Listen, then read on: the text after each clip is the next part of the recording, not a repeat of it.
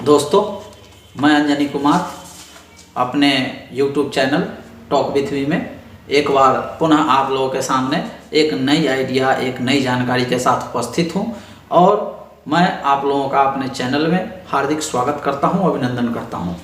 दोस्तों, आज मैं एक ऐसे कंपनी के बारे में जानकारी लेके आया हूं जिसका बिजनेस मॉडल बहुत ही अच्छा है। उसने पिछले कुछ दिनों में अपने बिजनेस को डाइवर्सिफाई किया है, लेकिन डेट भी कम किया है, लेकिन उसका फिनेंशियल परफॉर्मेंस आशा के अनुरूप नहीं हुआ है और कोरोना क्राइसिस के कारण और इकोनॉमी में स्लो डाउन के कारण उसका शेयर प्राइस काफ़ी नीचे है।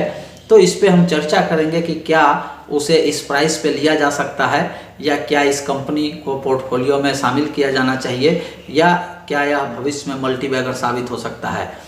इस सभी जानकारी के लिए आप लोग वीडियो में शुरू से अंत तक बने रहिए और शुरू से अंत तक बिना स्किप किए हुए देखिए, क्योंकि आपके लिए हर जानकारी महत्वपूर्ण है। क्योंकि पैसा भी आपका है, प्रॉफिट भी आपका है और लॉस भी आपका है, इसलिए जिम्मेदारी भी आपकी है कि पूरी जानकारी के साथ सोच और समझकर अपने मेहनत की कमाई को इन्वेस्ट करें ताकि आपका पैसा सुरक्षित रहे, आपका रिटर्न सुरक्षित रहे। दोस्तों, इसी के साथ मैं नए दर्शकों से निवेदन करता हूं या जो लोग अभी तक मेरे चैनल को सब्सक्राइब नहीं किए हैं वो कृपया मेरे चैनल को सब्सक्राइब कर लें, बेल आइकन को भी दबा दें ताकि आपको समय से नोटिफिकेशन मिल सके। और अगर मेरा वीडियो अच्छा लगता है, मेरी दी हुई जानकारी अच्छी लगती है, तो इसको ज़्यादा से ज़्यादा शेयर करिए, लाइक करिए, कमेंट करिए और अपने विचारों से हमें अवगत कराइए ताकि मैं आपके लिए नई नई वीडियो, नई नई जानकारी आपके लिए लाता रहूं। दोस्तों, इसी के साथ मैं प्रारंभ करता हूं। उस कंपनी का नाम है HBL power system. HBL power system क्या करती है, सबसे पहले इस पे बात करते हैं। तो HBL पावर सिस्टम जो है, सबसे पहले सिर्फ बैटरी बनाती थी। बैटरी निकेल, कैडमियम और सिल्वर और लेड एसिड, तीनों तरह की बैटरी बनाती थी। लेकिन बाद में अभी कुछ सालों में, 2-3 सालों में कंपनी ने अपने बिजनेस को डाइवर्सिफाई किया है। बैटरी के अलावे अब यह बैटरी चार्जर भी बनाती है, बैटरी चार्जिंग मॉनिटरिंग सिस्टम भी बनाती है, अर्थ लीकेज टेस्टर भी बनाती है। इसके अलावा कुछ प्रोडक्ट कंक्रीट का भी है जिसमें बड़े बड़े पोल्स, पाइल्स और टेलीकॉम टावर भी बनाती है।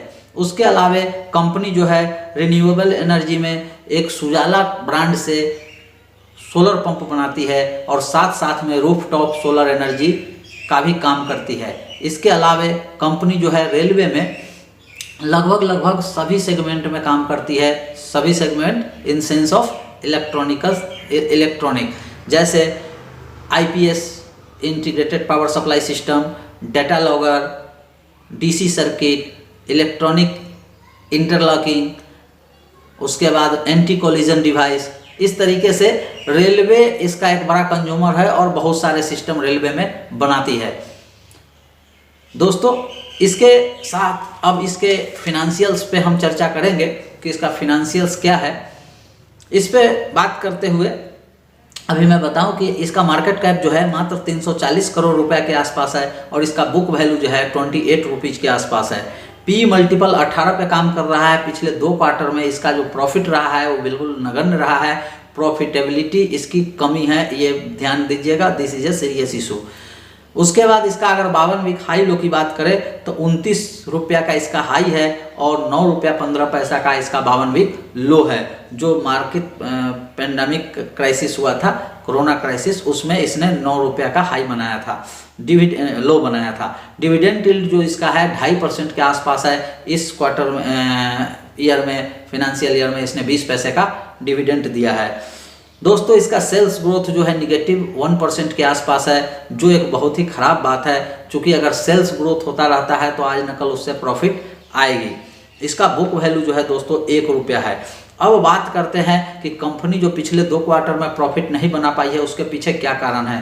कंपनी का पूरा फोकस जो है अपने डेट को रिड्यूस करने में है और कंपनी ने अच्छा खासा सिग्निफिकेंटली अपने डेट को रिड्यूस किया है और आज के डेट में कंपनी का जो gross debt debt equity ratio है वो 0.28, वेरी नेग्लिजिबल, 0.28 के आसपास है। और अगर इसका long term debt equity ratio देखिए तो 0.01% है। इस हिसाब से आप कहेंगे तो वर्चुअली डेट फ्री कंपनी है, जो मेरे शेयर चॉइस करने का पहला टर्म होता है।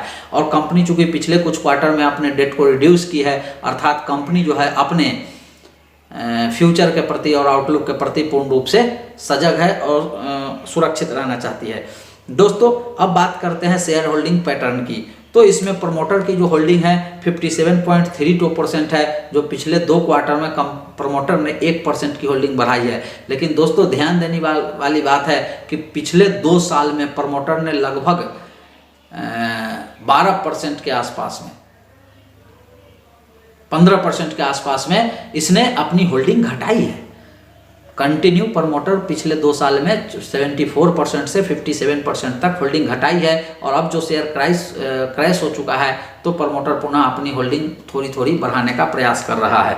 दोस्तों इसमें फॉरेन इंस्टीट्यूशनल इन्वेस्टर की जो होल्डिंग है 11% के आसपास है। इससे पता चलता है कि स्टॉक जो है क्वालिटी है, बिजनेस में भी अच्छा है, क्योंकि फॉरेन इंस्टीट्यूशनल इन्वेस्टर बिना रिसर्च के, बिना किसी के फ्यूचर ग्रोथ को देखे हुए किसी कंपनी में निवेश नहीं करते हैं। दोस्तों इसमें अदर्स DII जो हैं, जो डोमेस्टिक इंस्टीट्यूशनल इन्वेस्टर हैं, उनका भी लगभग होल्डिंग 10% के आसपास है, जो एक अच्छा, अर्थात आप समझ सकते हैं कि जो बड़े बड़े इंस्टीट्यूशनल इन्वेस्टर है उन्होंने इस शेयर में इन्वेस्ट किया हुआ है, तो निश्चित रूप से उनके पास कुछ डाटा होगा, कुछ रिसर्च होगा, कुछ न कुछ उनको अपना फ्यूचर ब्राइट दिख रहा होगा, हाई रिटर्न आने की संभावना होगी, तभी इन्होंने इसमें निवेश किया है। इस हिसाब से और कंपनी का जो डेट इक्विटी रेशियो है और जो डेट रिडक्शन है उसके हिसाब से कंपनी मुझे अच्छी लगती है। चूँकि इस कंपनी को मैं पिछले कई सालों से जानता हूँ और कंपनी डाउनफॉल तो आती रहती है, लेकिन मेरा मानना है कि कोरोना क्राइसिस के बाद कंपनी एक मल्टी बैगर साबित हो सकता है, क्योंकि कंपनी का सेल्स अभी भी लगभग 1200 करोड़ के आसपास है, जबकि इसका मार्केट कैप जो है मात्र 350 करोड़ के आसपास है। दोस्तों इसके अलावा मैं आपको बताऊं कि ये जो कंपनी है इस प्राइस पे अभी होल्ड करिएगा। 10 रुपया से लेके 8 रुपये के बीच में जब इसका प्राइस आता है तो आप इस शेयर को निश्चित रूप से ले सकते हैं। अगर उससे भी नीचे जाता है तो आप उसको ऐड कर सकते हैं, चूँकि डेट फ्री कंपनी है ये ऐसे और इसका डाइवर्सिफाइड बिजनेस है, तो यह कंपनी किसी भी सूरत में आपको प्रॉफिट कमा के लॉन्ग टर्म में देगी, ऐसा मुझे विश्वास है। और ऐसे आप निवेश करने से पहले अपने फिनेंशियल एडवाइजर से ज़रूर संपर्क करें और साथ ही साथ अपना विवेक का इस्तेमाल ज़रूर करें, मेरे कहने पे ना जाएं, ऐसा मेरा निवेदन है। और इसके साथ ही मैं एक बार पुनः निवेदन करता हूं कि जो लोग अभी तक मेरे चैनल को सब्सक्राइब नहीं किए हैं वो चैनल को सब्सक्राइब कर लें, बेल आइकन को भी दबा दें ताकि उनको समय से नोटिफिकेशन मिल सके। और अगर मेरा वीडियो अच्छा लगा हो, मेरे द्वारा दी गई जानकारी अच्छी लगी हो, तो निश्चित रूप से इस वीडियो को शेयर करिए, लाइक करिए और कमेंट करिए और मेरा हौसला बढ़ाइए। अगर आपके मन में किसी शेयर के प्रति कोई जानकारी चाहिए या कोई प्रश्न पूछना है तो कमेंट बॉक्स में जरूर पूछ सकते हैं, मैं हर संभव प्रयास करूंगा कि आपके प्रश्न का उत्तर दे सकूं। इसी के साथ मैं अंजनी कुमार अपने YouTube चैनल से विदा लेता हूं और पुनः एक नई जानकारी के साथ अगले वीडियो में मिलता हूं। इसी के साथ आप लोगों को नमस्कार।